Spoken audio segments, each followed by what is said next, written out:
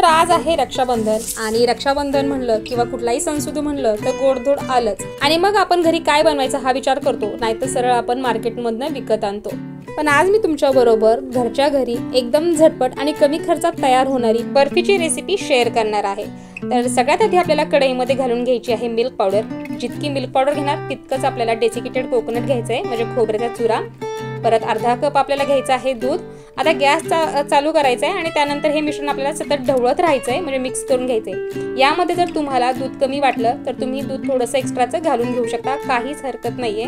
तर मला इथे दूध कमी वाटलं म्हणून मी थोडंसं दूध पुन्हा यामध्ये घालून घेतलेलं आहे आणि हे मिश्रण आपल्याला लो टू मीडियम फ्लेम वरती सतत हलवत राहायचंय। आता हे व्यवस्थित हलवून झालं की ह्यामध्ये आपल्याला साखर घालून घ्यायची आहे अंदाजे, म्हणजे तुम्हाला बर्फी किती गोड हवी आहे त्यानुसार तुम्हाला अंदाजे यामध्ये साखर घालून घ्यायची आहे। तर यामध्ये मी पाव कप इतकं साखर घालून घेतलेली आहे। आता हे सगळं मिश्रण आपल्याला व्यवस्थित एकजीव होईपर्यंत आणि त्याचा व्यवस्थित गोळा तयार होईपर्यंत शिजवून घ्यायचंय। थोडंसं शिजत आलं की ह्यामध्ये 2 चमचे आपल्याला साजूक तूप घालून घ्यायचंय आणि पुन्हा एकसारखं मिक्स करून लो टू मीडियम फ्लेम वरतीच आपल्याला ही सगळी प्रोसेस करायची आहे। व्यवस्थित हलवत राहायचंय, गुठळी अजिबात होऊन द्यायची नाही आणि करपून सुद्धा द्यायचं नाही। तर तुमच्या लक्षात आलंच असेल यातलं सगळं दूध आटलेलं आहे, व्यवस्थित असं शिजलेलं आहे।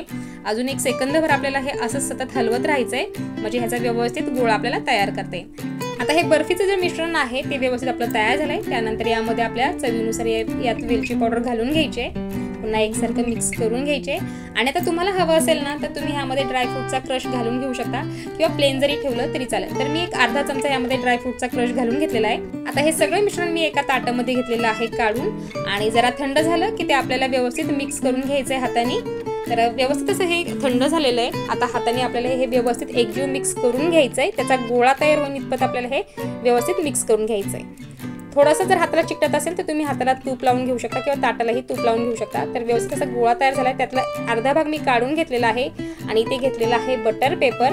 या पद्धतीने आपल्याला या बर्फीचा रोल करायचा आहे सुरुवातीला, आणि हा तयार झालेला रोल आपल्याला या बटर पेपर वरती ठेवायचा आहे, म्हणजे पुन्हा आपल्याला याचा व्यवस्थित रोल करायचा आहे।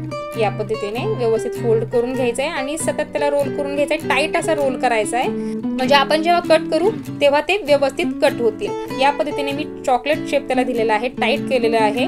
तर 2 इथे मी रोल करून घेतलेले आहेत आणि 10 मिनिटं आपल्याला हे फ्रीज मध्ये ठेवायचं आहे। तर इथे मी 10 मिनिटं फ्रीज मध्ये ठेवलं होतं व्यवस्थित सेट होण्यासाठी। तर व्यवस्थित असे हे सेट झालेले आहे, तुम्ही पाहू शकता। आणि आता हे आपल्याला बटर पेपर मधनं काढून घ्यायचे आहेत। आता इथे मी थोडासा पिस्ताचा क्रश केलेला आहे, तो आपल्याला ह्याच्या साईडनी लावून घ्यायचा आहे या पद्धतीने। तर जो ड्रायफ्रूटचा जरी तुम्ही पूर्ण क्रश करून लावला तरी चालेल, तर इथे मी फक्त पिस्ताच घेतलेला आहे।